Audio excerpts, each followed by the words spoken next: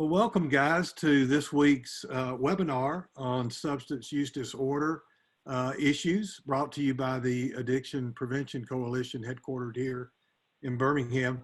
My name is Art Wimberly. I'm a volunteer for the organization and I'm also a person in long-term recovery myself. But we welcome all of you that have joined us. We've got a special guest today, Blake Gordon, that I'll introduce to you in just a minute. Blake is also a person in recovery, and he has gracefully volunteered to come and be a part of today's webinar, in which he'll share not only his personal story of recovery, but also talk a little bit about resources during the coronavirus and the restrictions that we're all under, as well as a little bit about another organization that he's involved with. So we're going to give a minute or two as people begin to come online. We want to let you know that we'll be doing something generally weekly through Addiction Prevention Coalition. So look for emails and for social media alerts about those with special topics. I'll talk a little bit about this next one more at the end, but next week we are going to do a webinar on Thursday about families and issues in recovery. It's such a huge topic anyway, but especially during the time we're in, it's even more crucial to talk about where families, loved ones, parents, children, siblings, significant others can go to who's struggling with addiction, whether the loved one's in recovery or not. So we'll talk more about that at the end of the program. Also today, you'll have the ability during the webinar, if you'll look for the Q&A button at the bottom of your screen, if you have a question, you can submit it that way, and we'll be monitoring those back at APC headquarters. And as we can and we have availability, we'll try to address your question today during the webinar. So we know people are joining us as we go forward with this, but I want to go ahead and introduce to you Blake Gordon. Blake is with us today via Zoom as we are all practicing the social distancing and being safe still. We hope you are too. Blake, hello. Thanks for joining us. Hey, Art. Thank you for having me. It's a pleasure to be on board with everybody today. This is great. Well, thanks. Thanks for interrupting your day. I know you're in a busy season of life. It doesn't look like you're that busy, but I know that you really are. I'm just sitting on the porch hanging out. It's okay. Yeah. Okay. Well, Blake will tell you more about this later, but he is in the process of finishing up some schooling toward the finishing of a specialty degree and looking forward to a new career. So exciting for him and all of us that have loved ones that are in addiction or in recovery, because there's such a future there for him. And I'm sure he'll talk a little bit about that later. So don't let the relaxed setting fool you. He's working pretty hard. I think if I remember correctly, Blake, finishing up online right now, is that right? Yeah, they've transitioned all of the in-class environment to an online format, and they've extended that through the summer semester due to social distancing. So yeah, it was a transition mid-semester from being in a classroom to switching over the next day to an online format. So it's very, very challenging, to say the least. Yeah. Very challenging. Yeah. So how much longer do you have before you finish up? I'm going to graduate in December 2020 from Kennesaw State University with a bachelor's of business administration in accounting. Okay, great. Fantastic. Yeah. An accomplishment. Yeah. And you'll share more, I'm sure, later during the time we have together. Well, let's go ahead and kind of get into some of your story. Tell me a little bit about where you grew up, where you're from. Are you from around the Birmingham area, or did you grow up somewhere else? No, I'm from the greater Birmingham area. I've kind of lived all over the city from Trussville to Chelsea. I'm off of 280 right now temporarily until I go back to Atlanta, but born and raised in Birmingham. Been here really all my life, aside from time like in the military, doing some other things like that. Okay, great. So tell us a little bit about family life growing up in Birmingham. Anything out of the normal, or were you guys just kind of the average family? We were kind of like the average family. I had a great childhood. My mother and father were divorced at a young age. I was 1 or 2 years old. So there were some challenges at that point, being a child and living in two different homes. So what I noticed over looking back, there was, you're trying to live two different lives, right? And whenever you correlate that to addiction and put that into perspective, you've got these two different revolving doors that you're constantly in and out of. So it's very, very interesting. But other than that, I had a great childhood. No real childhood trauma. I had everything I could ever need or want. Just the difference between the two different lifestyles and the two different families back and forth was really the only thing, like the childhood for the most part. Right. So tell us a little bit about when your struggles began, maybe even something about age of first use. What was your exposure in terms of substance, and how did the struggle begin as far as you can tell? The struggle began, I had my first drink at age 12. That was the beginning of everything. I had a grandfather that was an alcoholic. I had no real education in what that really meant at such a young age, but I do remember the first time that I experienced the intoxicating effects of alcohol. I was 14 years old, and the instant feeling that I had was, this is it. This is great. This is wonderful, right? Like, it just completely blew me out of the water, and I fell in love with that feeling at a young age, at 14 years old. And it slowly progressed. It became more relevant in my life. At 14 years old, it's hard to, first of all, it's not legal to buy. So you have some challenges there. But the older I got to 15, 16, and 17, we started to see more extreme circumstances that we would put ourselves through to get that feeling and chase that feeling that we once had. And that's really where it all kind of, it started the ever revolving at that point. Okay. So even at that age, starting to use risky behavior to an extent. Exactly. Try to get back to that feeling. Absolutely. Absolutely. And the thing is, being in the moment, I didn't understand what was truly going on. I wasn't educated in that. I didn't see the signs. You're simply starting that chase at such a young age. It doesn't look like it does for someone that was, it's been using for 15, 20 years, but it's those early stages is that where it really started to stick out. Yeah. Well, there's of course, an old saying that nobody sits down on day one when they take a drink or a drug, deciding this is the first day of becoming an addict, of course. Absolutely. But it sounds like such a sneakily gradual progression for you, something you wouldn't even have been aware of as it was going on. Absolutely. That's the best way to put it. It's like a snake in the grass, to say the least. You don't know that it's there. You don't know that it's taken place, but it's there. It's resonating deep within you. Yeah. So how old are you now, Blake? I'm 31 years old now. So this was about 15 years or so ago, roughly, 2004 and 5, 2003. Yes, sir, that's correct. Talk a little bit about the availability of other substances besides alcohol in that time that this was happening with you. Was it easy to get access to it? Absolutely. It was.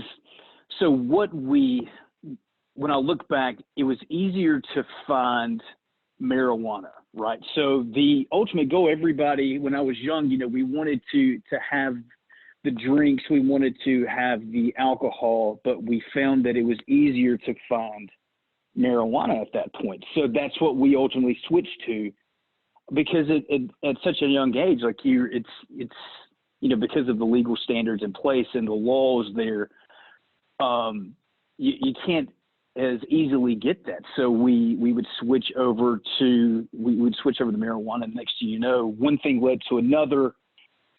It was the pills, it was the cocaine. So like it was a small thing that started as, okay, we just want this intoxicating effect from alcohol, but we can't access it like we normally or like we would want to. So you find other substances to try to mimic that feeling that you had.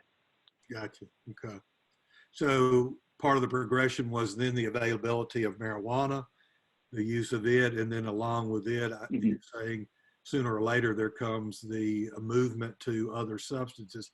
For instance, Yes, sir. you mentioned cocaine.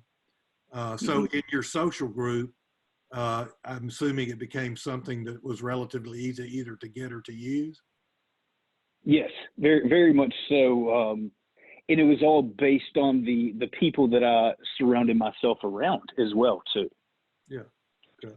So can you kind of take us to the place where it began to have a negative impact on you? Because I imagine for a while the use was more about the risky behavior, the fun, the feeling, the high, and the socialization of it. But can you remember where it started to really have a negative impact on your life? Yeah, absolutely. The first negative impact I experienced, I was 17 years old, and I had snuck out of the house, and it was my senior year of high school. I was out all night long, hadn't gone to bed, and I proceeded to go to school the next morning. And lo and behold, the whole school knew. Everybody found out. I was in the principal's office. My family had to come pick me up. It was a very devastating experience for my family. It's like they didn't know the extent of what was all going on. And shortly after I was expelled from school, I had to go to a alternative school in Shelby County and later moved in with my grandfather. So that was when we first started seeing, okay, my life is I'm making these decisions in life that's instead of going down the straight line, I'm veering off this way, right? And that's when we started seeing that. And my family did everything they could to kind of bring me back to center. Yeah. But ultimately, I kept wanting to veer off and go on these these decisions that would take me down the wrong road. Okay. So sounds like you had a couple of years at least where you were able to hide your use, or at least there wasn't any serious consequence. There was no consequences in the early stages. Part of me wants to say, so after this consequence of being expelled, having to move out, having to change schools, all that, there's a part of me that wants to say, oh, that's enough for a wake-up call. But being a recovering addict myself, I know that that's rarely true. Rarely true. Right. So tell us about afterwards, after those consequences, how long did it take for you to re-engage in the behaviors again? So after that took place, you're looking at roughly 5 or 6 months down the road where I would get things back in line. My life would be good. Things would start to align and be back on the correct path, and then I would veer back off. So you're talking, 4 or 5 months, but this is at a young age. We're talking 17. I was 18 years old at this point whenever I veered back off. So once I had the freedom and the capability to make these decisions on my own, that's when I, wanted to go and kind of run off. Okay. All right. So if I heard you right, it was something about the more you got some responsibility, or when you were just able to make decisions on your own, that's when some of the choices. Exactly. Okay. Yeah, I'm a master manipulator, right? So what my behavior showed that I did what it was necessary to get me out of trouble, to get me back in the place to where I could successfully, or what I consider successfully using and drinking again without the pressure of outside sources such as families. Okay. And then once I was able to get the pressure off my back is when I would go off in other directions. Okay. So it sounds like you felt like you are going to always be able to manage your use. Absolutely. Okay. Absolutely. Every time that I would encounter issues because of my drinking, I would sober up, to say the least, and then I would think that I was able to successfully drink again because my exterior problems, my life problems were taken care of, right? Like, okay, we're good now. We can successfully drink again. And that was the ever revolving revolution of how things took place and transpired in my life. Okay. So seeing a pattern here that I've saw with myself, I've seen with other folks in recovery, this idea that the external problems, if I can keep them at bay somehow, then I don't have to deal with anything on the internal, on the inside. Exactly. So tell us a little And bit. that was, no, go ahead. I'm sorry. I was going to say, tell us a little bit more of how it progressed from there, because now you're out of high school, you're moving on, and now so you've got more freedom, maybe even legality, no more legal issues in terms of obtaining alcohol. So tell me, what was kind of the next movement down for you? The next movement, graduating high school, I landed in my first, you could call it a treatment center, in the summer prior to when I was expected to start college. And the pattern continued, right? So I would get the freedom, and then everything would be great. I would get my life back together, and then I would think that I could successfully drink again, and I would run off. Well, ultimately it came down, my family gave me an ultimatum, or they said, okay, you're either going to go to military college or you're going to join the military and go active duty. They didn't know what to do with me. They were uneducated, and it's not to talk bad. Like they didn't know. I was a loose cannon. They didn't know how to contain me. So they gave me the alternatives. I chose military college. And then once I went to military college, I had the structure and the programs were great. Things seemed to kind of fall back into place. But as we spoke of before, once life gets together, I think that it's okay to run wild, to run free, and it would fall apart. So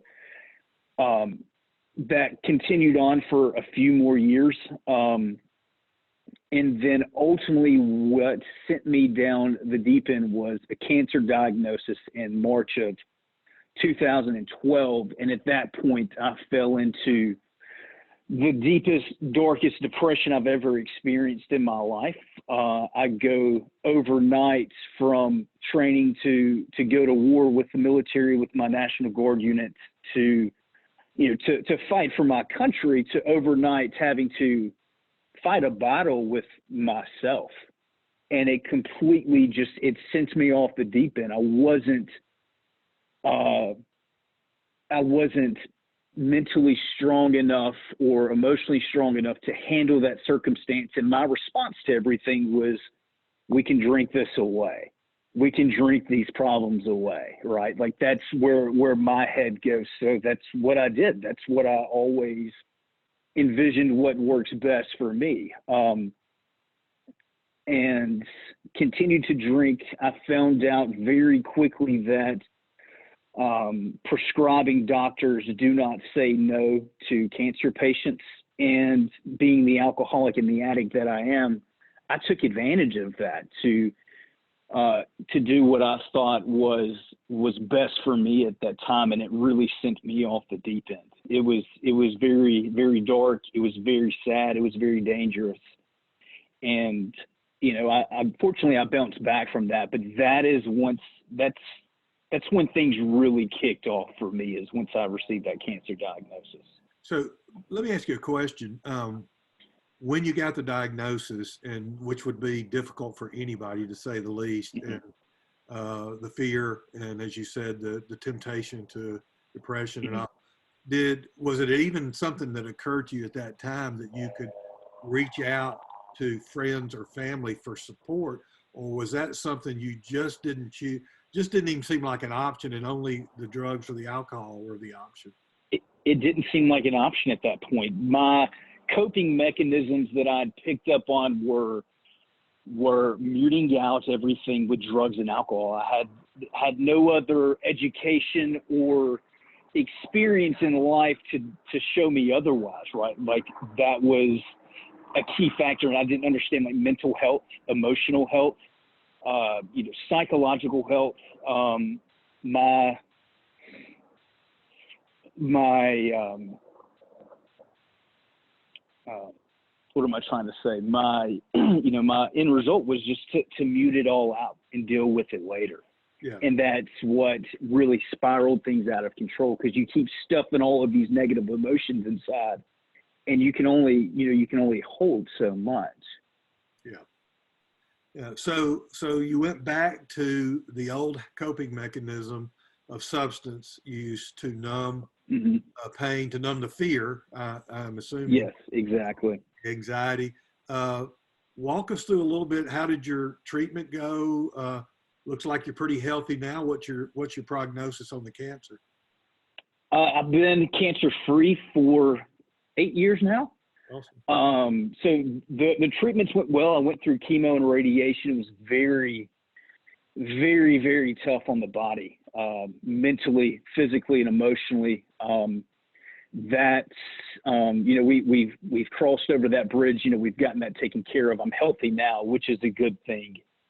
But it also, it brought to light a lot of, like you said, the coping mechanisms that I had in life, like how they were ineffective for me. Okay. So you got through, survived the cancer, survived the treatment even, came out the other end.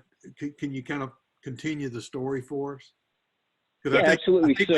I think we still got a few more years of struggle, it sounds like. Yeah. We're just scratching the surface now. So at that point, my decisions in life, like what I wanted to do, I wanted to run away from everything. I wanted to, after going through such a traumatic experience, I picked up and I moved to South Florida. I took a job down there working in aviation at the airport down there, and tried to leave all of my problems behind, because once again, I didn't know how to take care of my issues outside of muting them with drugs and alcohol. So I left, moved to South Florida, and shortly after, I was in South Florida for a year before I was in my second treatment facility, where everything had eventually caught up to me that I was putting off, trying to mute out with the drugs and alcohol, all of the problems. It all caught up to me, and I ended up in my second treatment center in Palm Beach, Florida. Okay. So that's where it kind of, no, go ahead. I'm sorry. For that year after your move, at some point you picked back up on the substance use, and it accumulated over that year that landed you into. Yeah. Okay. Yeah. See, the substance use never stopped after the cancer treatments, right? So what ultimately happened, they took me off the anxiety medicine, they took me off the pain medicine, and I found Adderall at that point, and I started abusing Adderall and drinking at the same time. So it was switching from one to the next, right? Like they pulled that from me. All right, I'm on this chase at this point. I've got to keep maintaining.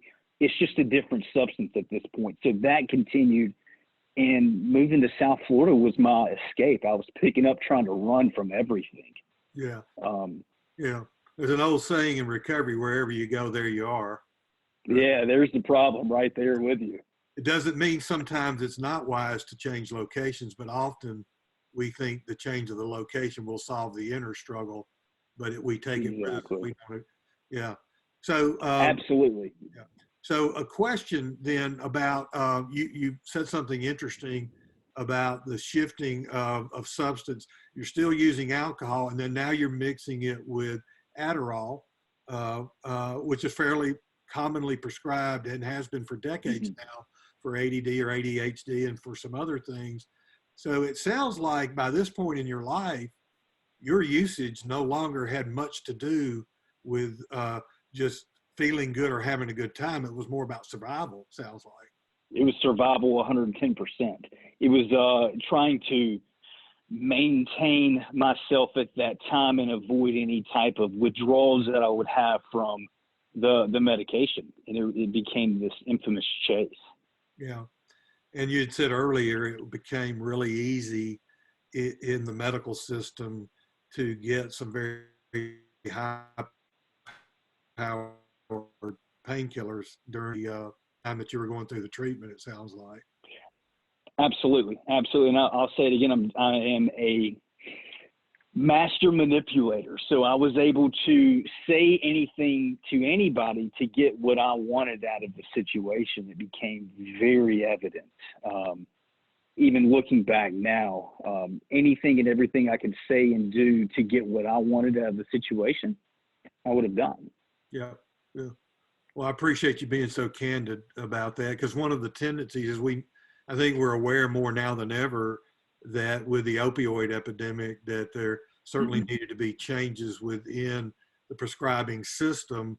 But I'm appreciative of you taking responsibility for your part of the manipulation as well. I think obviously we got a lot of work to do on both sides of the equation. So thank you for saying that. So you're in the second major treatment period, and I'm going to guess this one didn't take quite like you would hope it would either. Is that right?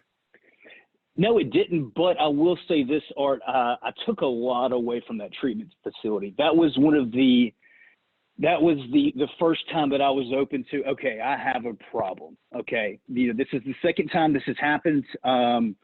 Obviously something I'm doing is not working out. Right. So I had that flash of, okay, let's take this serious. Let's kind of dive deep and see what all's going on. And I did that. And really dove into things, but I ended up cutting that whole process short to go back to work prematurely. Like I wasn't patient enough with the process, and I didn't take enough time to understand the severity of what all that I was going through. So I left the treatment facility early. The network I still had in place, but ultimately what I took away from that second treatment facility would guide me in my last journey to get sober again. So like a lot of the things that I learned, the people I talked to, those were the first people that I reached out to when things went bad again. So it was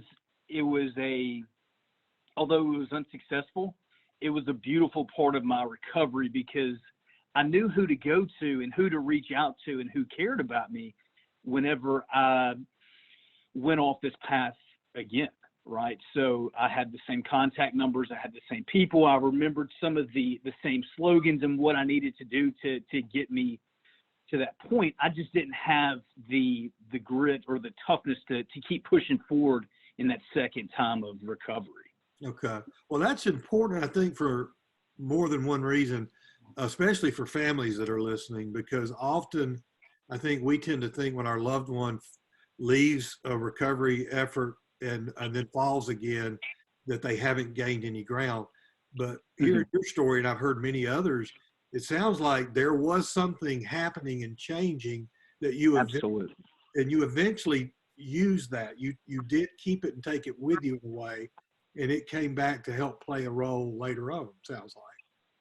Absolutely. I kind of use the analogy, it's like climbing a mountain. I didn't make it to the top on that second trip, but I climbed up about halfway and kind of saw how things were on the other side a little bit. It was a great resource. Like I said, like whenever everything started to fall apart again, I knew who to reach out to and kind of, brought back some of the things and tried to essentially, I told myself, okay, I know what I did wrong last time. I'm not doing that again. We're going to do this the right way. And I used my previous example in the prior, the failure in treatment, the second go around, to push me forward. And all right, so this is what we did wrong. We've marked this off the list. Let's go do this the right way. So it's a dangerous thing to say, but it was a learning experience for me and gave me the tools that I needed to keep fighting along, even though I didn't stay sober long after that second treatment center. Okay, well, good. That's a great point. It sounds like the other thing we may want to talk about is the impetus you said for you leaving sober, but leaving it early was wanting to get back to quote unquote regular life. Exactly. Exactly what it was. I didn't want to accept that I needed a new way of life, a new way of living. I thought that treatment was a fix-all, put the key in, unlock the door, you're recovered. That's not it at all, right? So, or it wasn't for me. I wanted to get back to my old friends. I wanted to get back to my old job. I wanted to get back to my old apartment, my old way of doing things, my old way of life, and didn't want to accept the fact that I needed a new way of life because the way that I was doing things before wasn't working, and it was evident that it wasn't working. Yeah. Well, I hear that a lot. I know it was temptation for me. I saw it in my own son and many others that there's this rush to try to get back to and make up time and catch up, which I think is one of the deadliest traps for someone struggling with is getting in that belief that I'm behind and I've got to catch up. We begin to speed things up. Absolutely. I think it puts us in danger. It really does, because I had the feeling inside, okay, the worst words you could say, all right, I got this. We're good. I got this. We're good. Let's go back to the way we were doing things. I got this figured out. When ultimately it's not like that at all. It is a long-term process. Yeah. It's funny you said that. I got it, or I got this is my that's my trigger. That's my wake up call. Absolutely, every time. Yeah, I've told everybody that loves me and knows me, if you hear me say that, stop and talk to me, because I probably don't got it. Yeah. No, not at all whatsoever. Even if it's as simple as driving directions, if I say I got it and I'm impatient, then yeah, we're good. I'm glad I'm not the only person. Oh no, not at all. Struggling. Not at all. All right, so in the time we've got left, I want to do a couple of things. Pick up the story and bring us home with your story, or at least where you are today. Yeah, so ultimately, May 17, 2017, I made the decision to go back to treatment for a third time. Like I said, I went into it with the mindset, okay, I don't know how to live my life. I don't know how to successfully not drink. I need you to show me, and here, you take the reins of my life and you show me how I do this, because obviously what I'm doing is not right. I gave up full and total control of my life. And accepted defeat to the disease of alcoholism. From there on, I went to Bradford Treatment Facility. I did the PHP detox program there, and I made the ultimate decision to move to Atlanta to a sober living facility. We kind of touched on it, the geographical change, how the problem goes with you, right? And for me, it was ideal for me to get me out of my comfort zone. So that worked well for me. And ultimately, I ended up going to a treatment facility, a sober living facility just outside of Atlanta in Kennesaw, Georgia. I was there, did the program for 6 months. You tell me what I need to do to stay sober, and I'm going to do it. You tell me to get a sponsor, I'm going to get a sponsor within a week. We did 90 meetings in 90 days. That was a key forefront of the program, staying connected within the recovery community. And after 6 months, we were getting to the point, I was offered a job to stay at the sober living facility and become what they call a house manager, where you get to stay there. They pay you to stay there. You become somewhat of like an employee. So I did that for another 6 months, and I didn't make any major life decisions within that first year of sobriety. I'm just trying to figure out how to drive the bike again. I'm trying to figure out how to live life, because, for so many years, we're talking 10, 12 years, my entire life was focused on, drugs and alcohol. So here you are, I've got to learn how to live again. Yeah.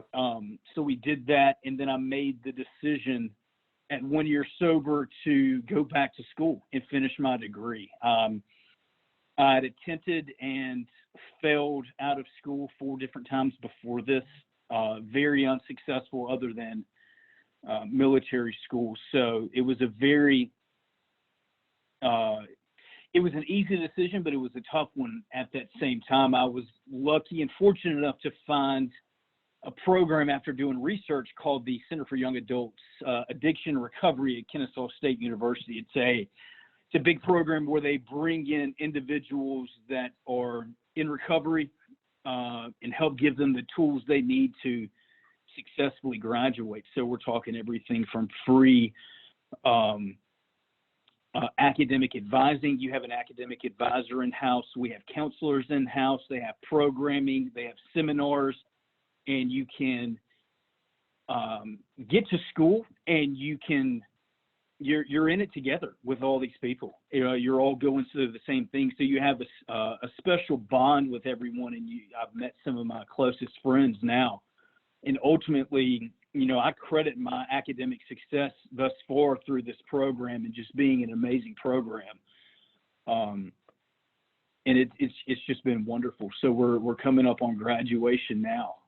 Right. That's fantastic. Let me tell you something I hear, and let me see if you agree. It sounds like there was a point when you were heading toward the third recovery or rehab spot where there was a switch, there was a shift in you where you had decided everything you had done up to then, the way you were trying to do it was not what was going to get you through this. And it sounded like there was a sense of brokenness or humility where you said, I'm going to give up on my way of doing things completely, not just partially, but completely. And I'm going to put myself under the people that know how this works. And I'm going to listen and I'm going to do what they say. And I'm going to do it over whatever period of time they say. Does that make sense? Does that sound? Absolutely. I was very broken. And in the second facility that I was at, they emphasized you don't know what's best for you and you have to give up control to gain control. And that resonated pretty deeply in me, giving up control, letting someone else make the decisions for you. And that was pivotal, stepping back and saying, hey, I don't know what's best for me at this point. Like what do I need to do? Tell me how I need to live my life. Like what do I need to do next? Because what I'm doing is not right. Yeah. Or the way that I'm trying to do things isn't right. Yeah. So tell us briefly, what were some of the components? Because you made the decision for Bradford, which was a detox, and then, but then you had a choice to make to do long-term. And before you kind of got away from that, this time you said, no, I'm going to do long-term, starting with 6 months, sober living. What were some of the components of sober living groups? What types of things did you use? I know 90 and 90. What were some of the other things that you did as far as your recovery? Yeah, so I had a sponsor, had a recovery coach. Those were two big components. Finding, there's many different pathways to recovery. I found the one that worked best for me, and I stuck to it and gave it 110%. Those were some of the biggest things about it, was, giving up control and letting someone else show me how to live my life. And so like within that, we had the long-term sober living. We also had an IOP, an intensive outpatient facility. You started out, you went 5 days a week for the first 2 weeks, and then it went down to 3 days a week, and then it went down to 2, and they kind of gradually stepped you down within that program, right? But you have an immediate influx of mental health counseling in the beginning, early stages, when you're dealing with all of the destruction that you've created in your life, and you're able to work through that. There was a lot of turmoil. There was a lot of burned bridges. There was a lot of emotional scars that were there. And the key thing was working through each one of those one by one and getting all of that behind you so you can clear the slate and work forward. And that was a huge part of the process, opening up and being 110 transparent with everything that I have going on with me and saying, hey, I'm broken. I need to be fixed. I don't know how to fix myself. what can you do? This lay it all out on the table. This is everything that's there. You know, let's fix this. Let's get this right. Let's clean all of this destruction up, and we can move forward. It's awesome.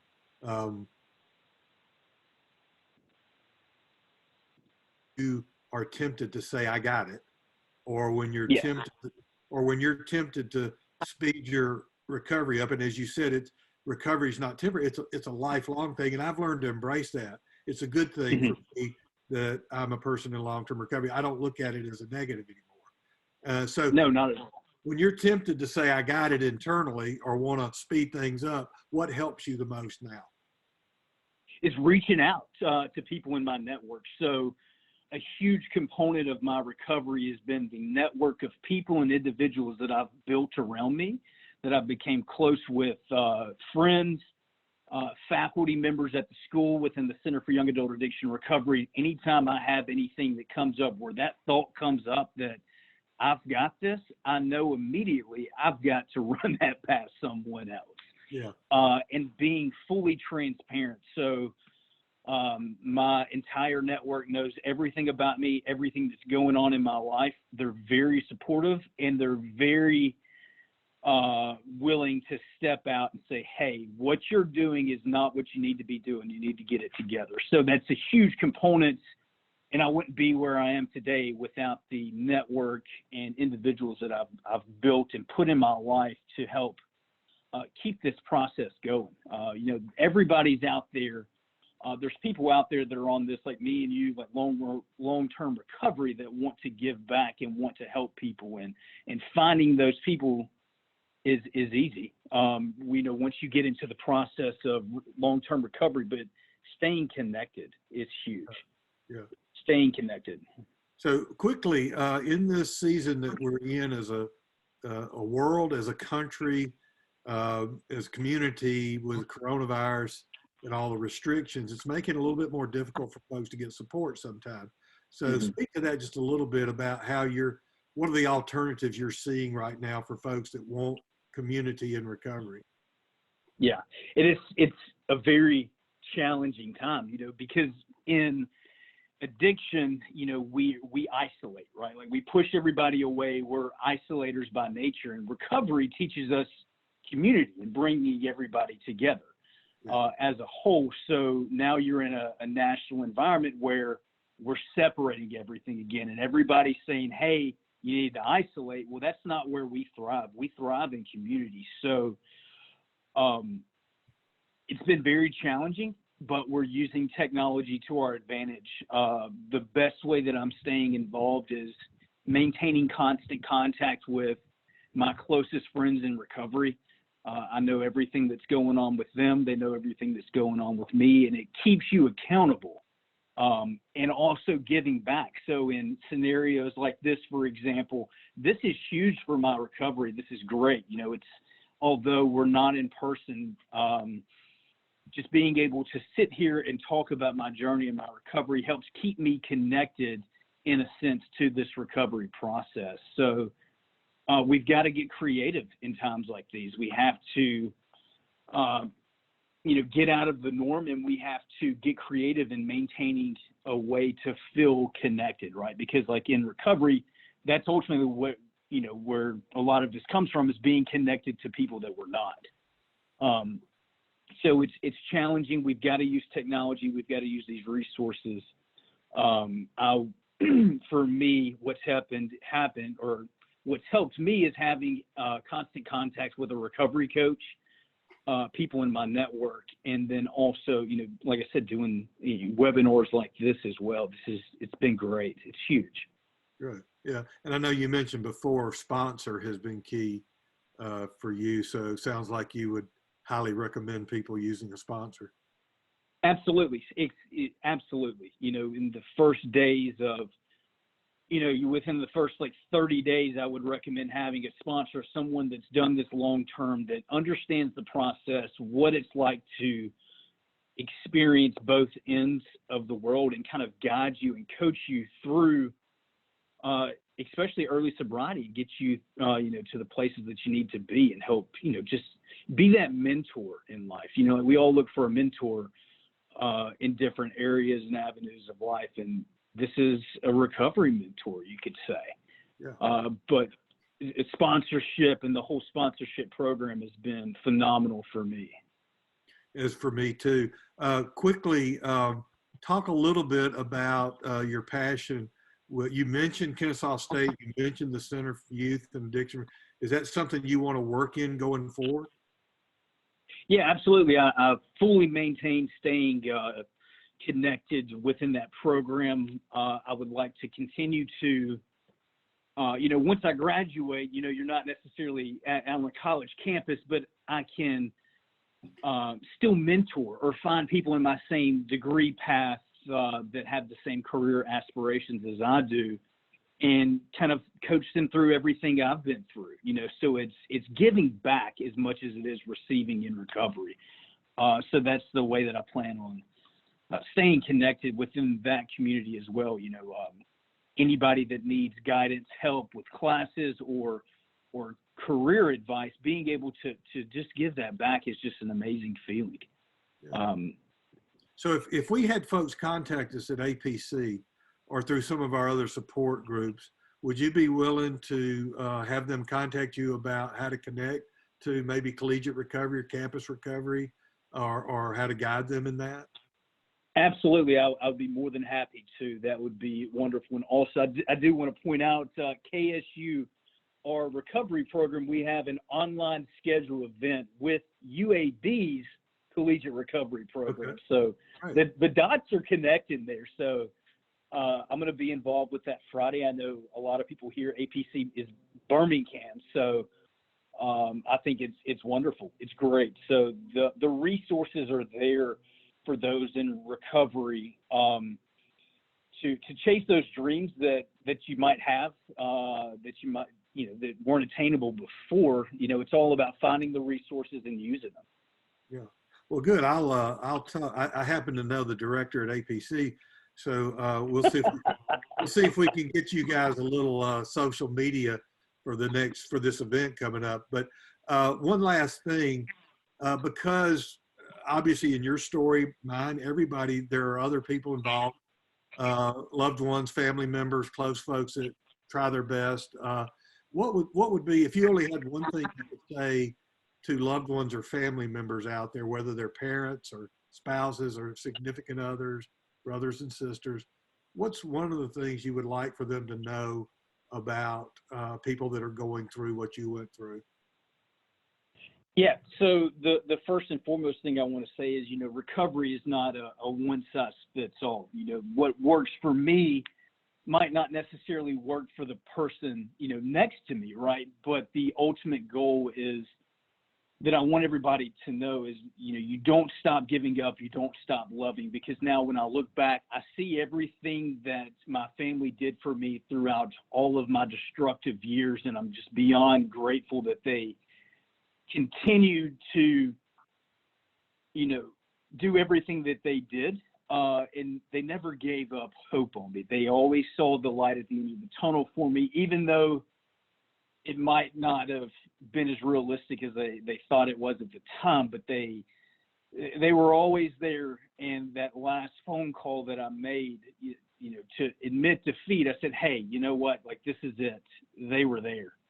And they supported me all along the way. And even in early recovery, being there for me and helping me patch together, some of the bad decisions that I made in my life and some of the destruction that was there, helping me through all of this. So the support aspect is there.